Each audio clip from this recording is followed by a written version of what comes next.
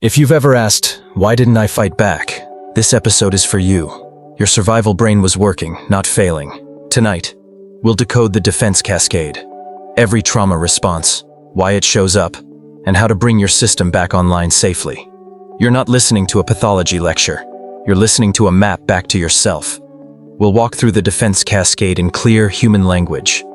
The moment your alarm system flips on, why your body chooses fight or flight, why it sometimes hits freeze, what tonic, immobility, and shutdown actually are, how fawn or appeasement keeps you safe in unsafe power dynamics, why some people tend and befriend, and how recovery brings your nervous system back online.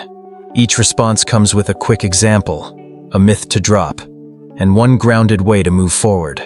No moral judgments here, only biology, context, and compassion. By the end, you'll be able to say, I wasn't broken, I was protecting myself. 1. The Defense Cascade. Think of your nervous system like a layered safety switch. First comes orienting and alarms. Pupils widen, breath tightens, muscles prime. Your brain asks, safe or not? If action looks possible, you move into active defenses, fight, to push back, or flight, to create distance. If threat is close or unclear, you may hit freeze, a rapid stillness that buys data and time.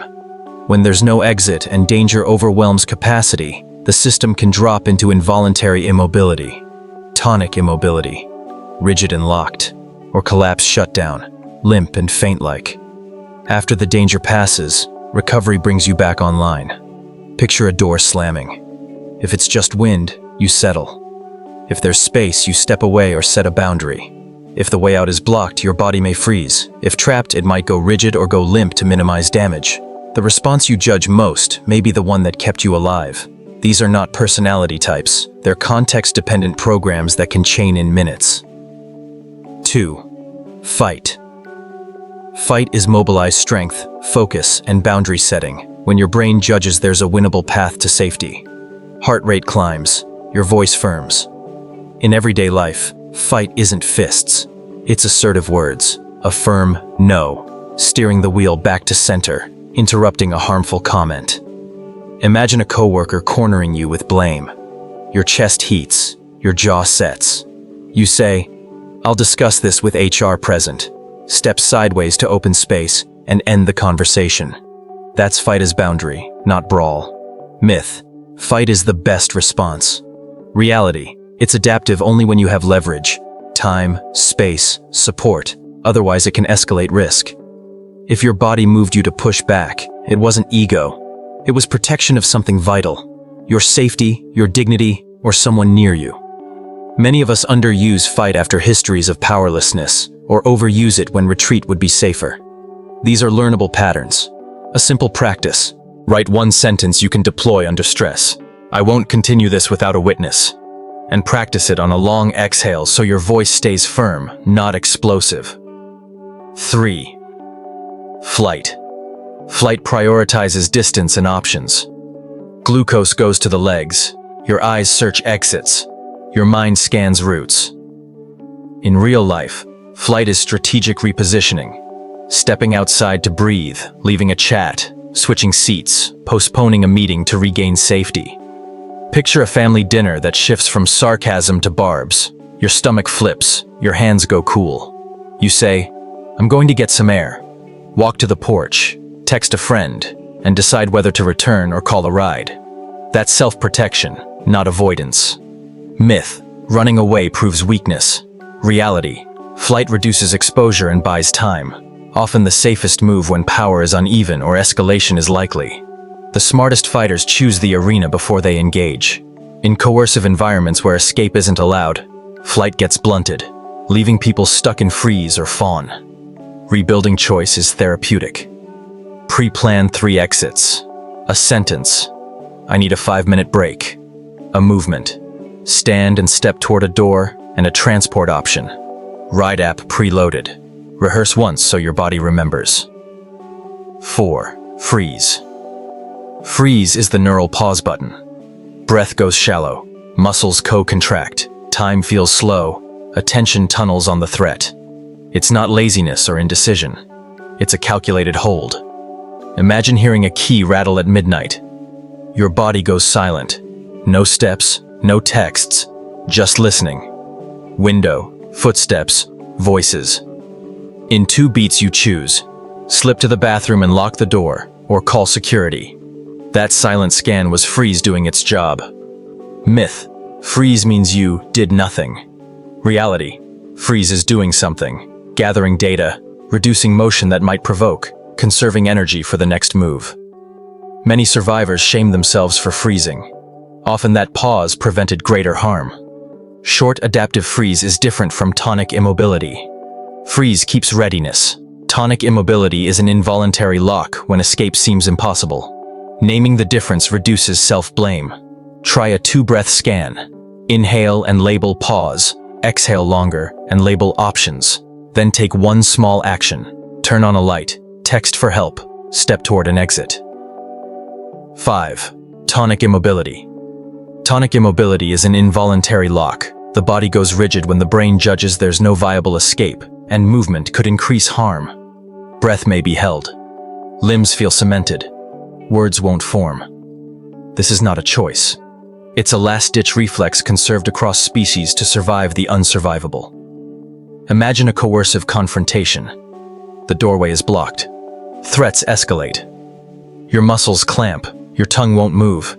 Your gaze fixes on one point. Later you ask, why didn't I do anything? Your nervous system did. It froze you to minimize damage when resistance was too risky. Myth: not fighting back equals consent. Reality: tonic immobility removes voluntary control. Lack of movement or speech cannot signal consent. TI is distinct from shutdown. TI is rigid, high arousal trapped in a locked state. Shutdown is low tone, systems powering down. Post-event, begin with micro movements and breath. Wiggle fingers, roll ankles, then exhale longer than you inhale. Add soothing touch over your chest and remind yourself, what happened wasn't chosen. My body tried to keep me safe. 6. Collapsed. Shutdown. Collapsed immobility, shutdown, is the power-saving mode when threat overwhelms resources. Instead of rigidity, tone drops, knees buckle, vision tunnels or graze out. You might feel faint or far away. The body lowers pressure and heart rate to conserve energy, like a circuit breaker during a surge. Imagine a heated meeting. Voices spike, you're cornered, ears ring, hands go weak. You sit before you fall and sound feels underwater. Someone later says you checked out. Your nervous system checked in, to survival. Myth: shutdown is dramatic or irresponsible. Reality: it's a physiological safety reflex. Judgment adds stress and prolongs recovery. Often shutdown follows weeks of hyperarousal, cycling up into panic, down into numb. Recovery focuses on capacity, microdoses of activation balanced with rest so the breaker trips less. When you sense collapse, use low-effort anchors. Lie down with legs on a chair, cool cloth on cheeks. Name 3 neutral objects. Sip water. Later, add gentle reactivation. Palm presses, slow head turns, short walks. The message is simple. We made it. 7. Fawn. Appease fawn or appeasement reduces danger by lowering conflict. Agreeing, flattering, overhelping, or shrinking opinions to keep a volatile person calm. It's not fake. It's the body saying, safety through harmony right now. Imagine your boss firing questions. Your chest tightens. A perfect helper shows up. Totally my fault. Let me fix it tonight. You soften your tone, offer solutions, and buy time to leave safely. That's risk management, not weakness. Myth: fawning means you're inauthentic. Reality: in coercive dynamics, appeasement can prevent escalation. Authenticity returns when safety returns. Long exposure to unpredictable power can wire a default fawn, making no feel dangerous. Recovery isn't swinging to constant fight. It's choice, having more than one response. Practice a soft boundary. I hear this matters. I'll confirm by 3. Then pause and step toward the door. Afterward, ask yourself, was that appeasement for safety or habit? Naming the why turns reflex into skill. 8. Tend and befriend. Tend and befriend is bonding under threat, seeking allies, soothing others, coordinating and sharing resources so everyone stays safer. Social connection dampens stress chemistry and widens options. It's not dependency, it's collective nervous system regulation. Imagine a scary incident in your neighborhood. You text the group chat, check on the elderly next door, share a rideshare code, and organize a buddy walk to the station. Fear shrinks when belonging expands. Safety rises because information and bodies move together. Myth. Real strength is handling it alone. Reality. Linked is stronger than lone. Predators thrive on isolation. Networks disrupt risk. Don't confuse this with fawn. Appeasement aims to calm the threat. Tend and befriend builds mutual support around the threat. One reduces volatility, the other increases capacity. Pre-build a safety net. 3 contacts on speed dial, a shared note with emergency info, and a code word that means, call me now. Schedule a simple weekly check-in so connection is ready before you need it. 9. Recovery. Quiescence. Recovery is the come down after danger. Your system shifts from survival chemistry to repair. Heart rate steadies, muscles unclench, digestion returns, attention widens. This is how the brain files the event, learns from it, and reopens the social and curiosity networks that shut down under threat. Imagine getting home after a street scare. Instead of doom scrolling, you shower warm, eat something simple, sit by a window. 10 minutes later, your breath evens out. The room feels bigger. Texting a friend sounds doable. That's capacity returning. Myth. I should bounce back instantly. Reality. The body needs a slope, not a cliff. Forced speed can lock symptoms in. Recovery has stages. Downshift to reduce arousal. Meaning-making to tell the story without reigniting it. And re-engage with safe movement and safe people. Skip a stage and symptoms linger. Try the 3R protocol. Regulate.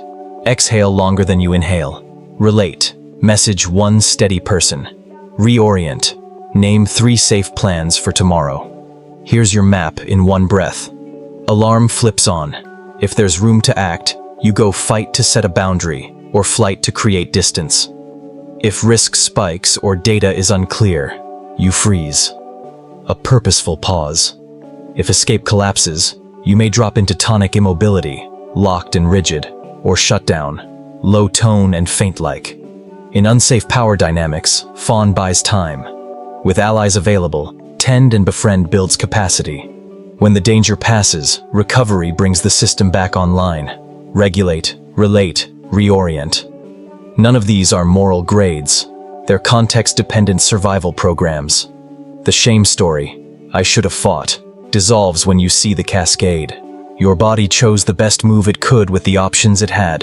The work now is to grow choice, shorten recovery, and rebuild a life where safety is the default, not the exception. If this episode helped you name what your body did to survive, hit subscribe and ring the bell. This is part 1 of our Trauma Smart series. Next video, a 90-second routine to shorten recovery time with breath cues, micro boundaries, and social anchors. Simple, evidence-informed, and doable on a busy day. Start today with this 3-step check-in. Regulate. Breathe 4 in, 6 out for 2 minutes. Relate. Text one steady person. Learning about trauma responses. Can we catch up later? Reorient. Write 3 small, safe plans for tomorrow. Tell me in the comments. Which response surprised you most, and when did it show up? Your story may be the lifeline someone reads tonight. Helpful resources are listed in the description. If your symptoms persist or feel unsafe, please reach out to a licensed clinician or a local hotline. You're not broken, you adapted. Now let's rebuild choice, together.